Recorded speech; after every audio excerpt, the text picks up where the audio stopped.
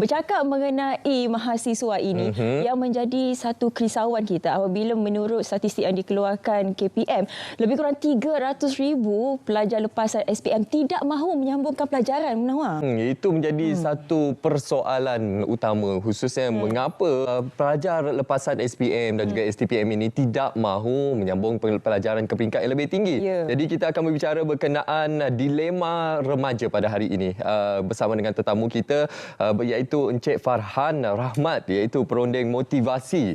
Assalamualaikum. Waalaikumsalam warahmatullahi wabarakatuh. Apa khabar? Sihat, alhamdulillah. Apa khabar hari ini? Baik, sangat baik untuk topik pada hari ini, insya-Allah. Tapi itulah bila kita lihat pada jumlah tadi itu, memang kita risaulah bagaimana sebenarnya masa hadapan negara, sebab masa hadapan negara terletak kepada mereka sebenarnya. Tapi apabila tidak mahu menyambungkan pelajaran, dan yang paling kita risau apabila mereka sekarang lebih terbuka untuk mengatakan bahawa tidak berminat menyambungkan pelajaran. Bagaimana tuan menyaksikan situasi ini? Baik, pertama sekali terima kasih banyak pada sahabat Pagi Malaysia sudi menjemput saya pada pagi ini.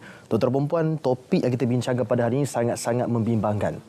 Jumlah yang disebut tadi, 300,000 orang pelajar lepasan SPM tidak mahu menyambung pengajian.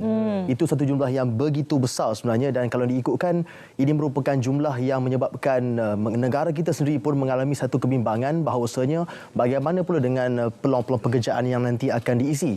Adakah golongan profesional tidak akan lagi ada di sana kerana bilangan itu tidak lagi mahu menyambung pelajaran. Jadi sebenarnya topik ini saya sangat-sangat dekat kerana selama 12 tahun saya menjadi penceramah motivasi di sekolah-sekolah kebanyakannya menengah di seluruh Malaysia. Saya melihat trend ini mula berlaku selepas COVID.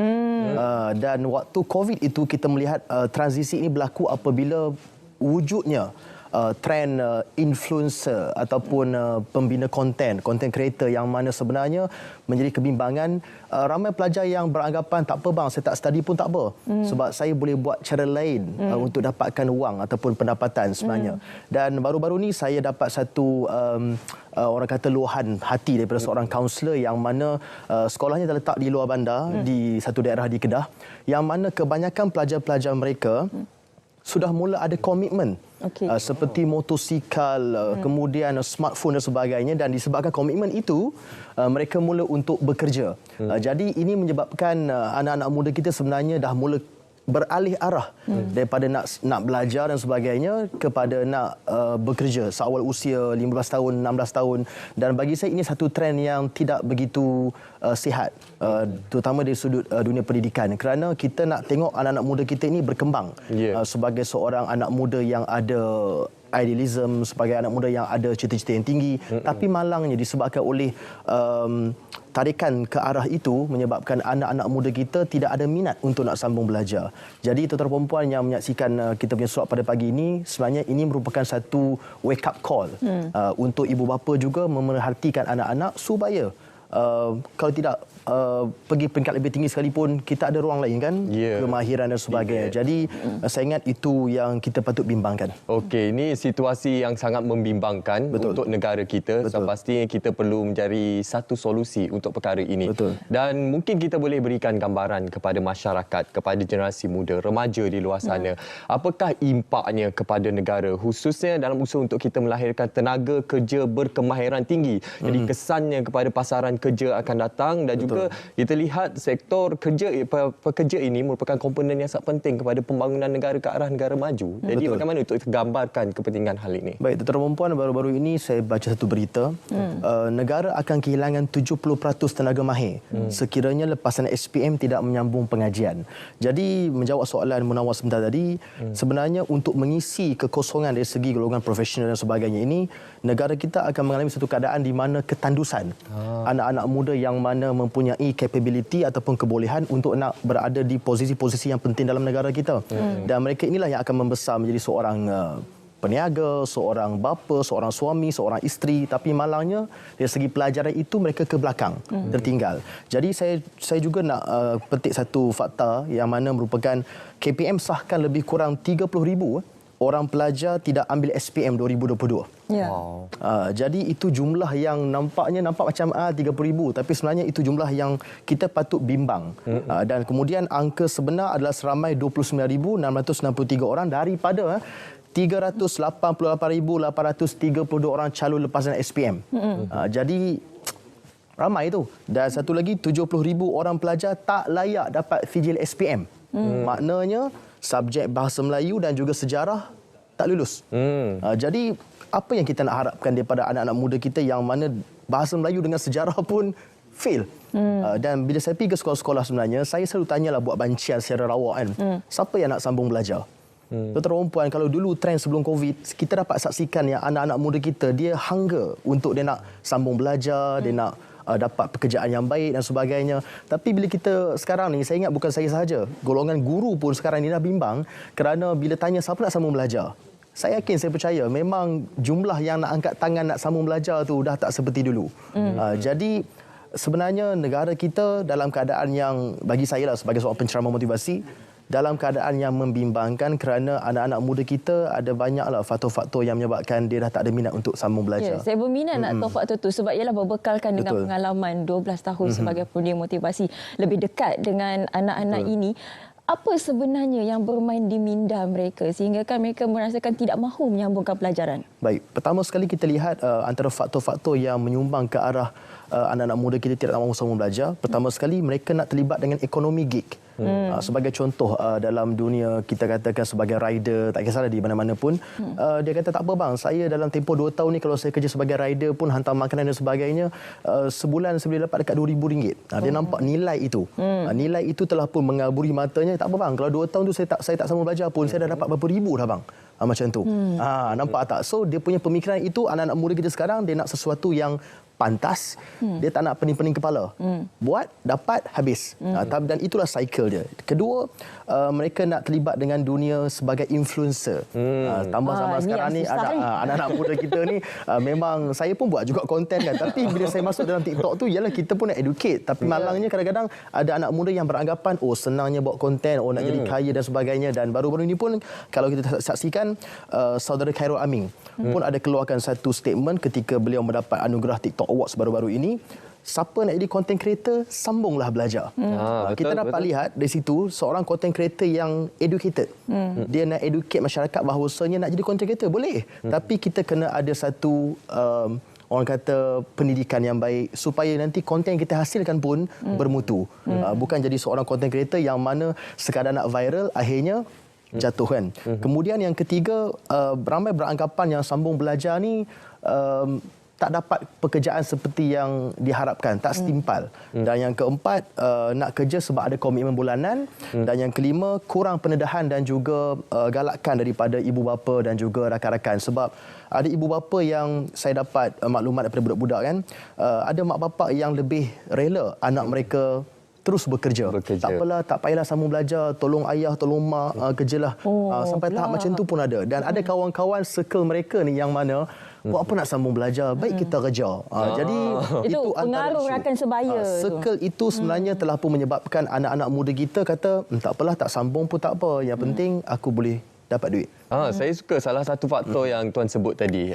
Salah satu faktornya adalah anak muda ni pada usia yang muda ini sudah mempunyai komitmen. Betul. Jadi adakah kita perlu beradaptasi dari segi kaedah pembelajaran kita untuk kita menarik minat lebih ramai golongan pelajar ini menyambung pelajaran ke peringkat lebih tinggi. Sebagai contoh, kita perlu beralih daripada kaedah konvensional kepada kaedah yang lebih bersifat praktikal dan juga fleksibel. Sebagai contoh, untuk kita memastikan pelajar ini dapat bekerja dalam masa yang sama, dapat menyambung pelajaran. Adakah kita perlu ubah dalam situasi begini, Tuan? Baik, sebenarnya pendapat saya secara peribadi, anak-anak muda kita ni sebenarnya dekat sekolah remaja kan, pelajar ni, mereka ni ada pendedahan yang begitu luas sebenarnya.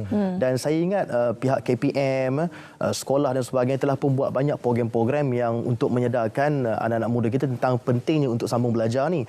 Dan saya sebagai penceramah pun selalu ingatkan kepada anak-anak muda ni, kalau tak nak sambung belajar daripada laluan akademik tu, pergilah masuk kemahiran dan sebagainya. Sebab di situ pun sebenarnya keboleh pasaran untuk yang ada kemahiran ni sangat-sangat luar biasa, dia punya keboleh pasaran. Dan baru-baru ini pun saya sembang dengan seorang pelajar yang mana dia datang servis aircon kat rumah saya kan. Saya tanya dulu lepas habis saya buat apa, dia kata dia sambung Giat Mara and then belajar tentang aircon. Jadi sebenarnya anak-anak muda kita ni dia ada pilihan. Nak jadi content creator ke, nak pergi ride ke dan sebagainya, tak kisah, itu satu sampingan. Tapi dia perlu fikirkan di masa akan datang, takkan dia nak buat benda tu selama-lamanya. Dan saya saksikan sendiri pun kebanyakan content creator, dan baru-baru ni pun saya tengok ada rider yang kata baru-baru ini bersama program dengan Yang Amat Perdana Menteri dia kata kami pun tak nak lama dalam industri ini. Jadi mereka pun nak cari satu kemahiran yang mereka boleh gunakan sebagai satu kerjaya jangka masa panjang. Tapi anak-anak muda kita ini dia punya pemikiran dia terlalu singkat. Dia nak keseronokan yang sementara sehingga dia lupa masa depan dia lebih jauh lagi. Jadi sebenarnya bagi menjawab soalan tadi, saya ingat perubahan dari segi pendidikan itu saya ingat tidak pun kita perlu ubah. Tetapi kita perlu menyedarkan kepada anak-anak muda kita bahawasanya penting untuk memilih laluan yang betul untuk nak sambung belajar.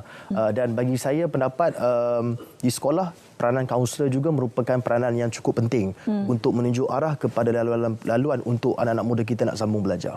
Saya mengambil kembali fakta yang dikongsikan oleh Tuan Sepetar tadi. Lebih kurang 30,000 yang tidak mahu mengambil ataupun menduduki SPM pada baru-baru ini. Tapi itulah, bila tak ambil SPM, bila keluar tetap mendapat pekerjaan.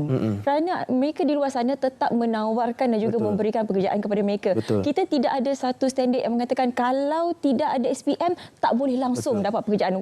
Wajib itu tidak ada. Jadi bagaimana Tuan? Betul. Sebenarnya sekarang banyak bidang pekerjaan yang dia punya kualifikasi ataupun terlalu rendah. Tak ada SPM pun boleh bekerja. Jadi itu merupakan satu pintu yang menyebabkan anak-anak muda kita tak apa kan, kita dah habis sekolah kita boleh kerja juga. Jadi itu antara satu masalah juga yang saya rasa membelenggu anak-anak muda kita.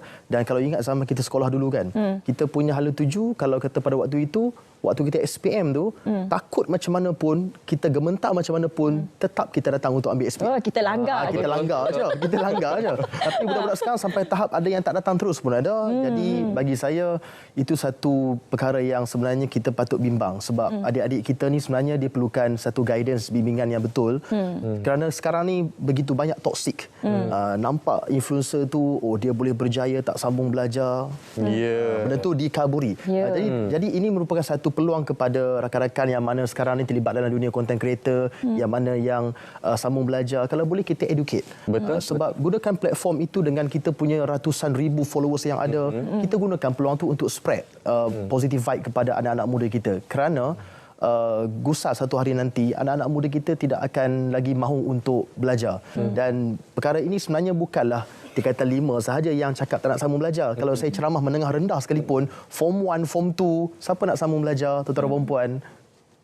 Sangat mengecewakan. Itulah macam Syafiqah cakap tadi kan, ada yang kita lihat situasi dalam pasaran kerja kita ni, lepasan SPM pun kalau tak ada SPM sekalipun boleh bekerja. Namun adakah kita perlu menilai beberapa isu seperti ialah mungkin dilema dalam kalangan mahasiswa selepas habis pengajian, isu pengangguran, dan juga satu lagi perkara mungkin kita boleh teliti adalah berkenaan dengan isu ataupun kadar gaji lepasan ijazah yang mungkin tidak setimpal dengan apa komitmen yang ada khususnya di bandar. Jadi pandangan tuan dalam hal ini bagaimana? Baik, saya tak menolak kemungkinan bahawasanya anak-anak muda kita yang bekerja di awal usia ni, yang tak minat nak sambung belajar ini, kadang-kadang atas faktor mereka juga ada desakan hidup. Itu tak dapat dinafikan, sebab saya pernah jumpa pelajar yang dia kata dia terpaksa bekerja kerana ibu bapa dia sakit. Ada yang sampai terpaksa bekerja untuk nak dapatkan wang saku kerana mak ayah dia tak berikan wang saku. Itu merupakan satu isu yang mana kita pun tak dapat nak kawal. Dan kita pun agak bersimpati dengan nasib pelajar yang sebegini. Tetapi kalau ada pelajar yang cakap, bang, saya kerja sebab saya nak orang kata apa, nak dapat income sebab mak saya tak ada income yang cukup. Kadang-kadang ada sekolah yang kata kita pergi lawat rumah budak-budak ni, kadang-kadang mak ayah dia okey je. Tetapi anak-anak tu yang kata nak kerja sebab nak improve ekonomi, bagi saya itu semua satu alasan untuk dia nak lepaskan diri untuk nak dapatkan pekerjaan dan juga wang sampingan tu. Tapi saya tak menolak kemungkinan bahawasanya anak-anak muda kita ni sebenarnya dia menjadi sebegitu kerana dia tidak ada satu role model. Contohnya kalau kata ada abang-abang atau kakak-kakak lepas SPM yang sambung, dia nampak masa depannya pun macam tu juga. So bagi saya sebenarnya, untuk menjawab soalan ini, sebenarnya anak-anak muda kita ni perlukan mentor, perlukan dia punya penunjuk arah yang betul. Kalau tidak, dia akan jadi sangat-sangat Ya, betul. Nak seribu daya, tak nak seribu dalih. Pelajaran ni sebenarnya dianya memanusiakan manusia. Betul. Itu yang paling penting. Yelah, kalau nak jadi role model, boleh jadi role model lah, Munawar. Itulah. Kita kena kongsikan juga kepada mereka di luar sana. Betul. Mungkin ada yang kata, glamournya keluar TV, jadi pengacara. Tapi kita kena sambung belajar, ya. Betul. Munawar dulu belajar mana, Munawar? Saya belajar di UKM. Di UKM. Ambil apa masa tu? Pengajian linguistik. Pengajian bahasa Melayu. Jadi sangat pentinglah untuk kita war-warkan kepada anda semua, sebenarnya banyak pilihan yang ada, sama ada untuk anda melanjutkan pengajian untuk peringkat akademik di institusi pengajian tinggi ataupun di bidang TVET sebenarnya. Banyak keperluan yang boleh anda ambil di situ untuk kita manfaatkan bersama. Jadi terima kasih kita ucapkan kepada tamu kita, Encik Farhan Rahmat yang merupakan perunding motivasi. Kita harapkan platform ini dapat memberikan kesedaran kepada golongan remaja di luar sana untuk menyambung pelajaran ke peringkat yang lebih tinggi.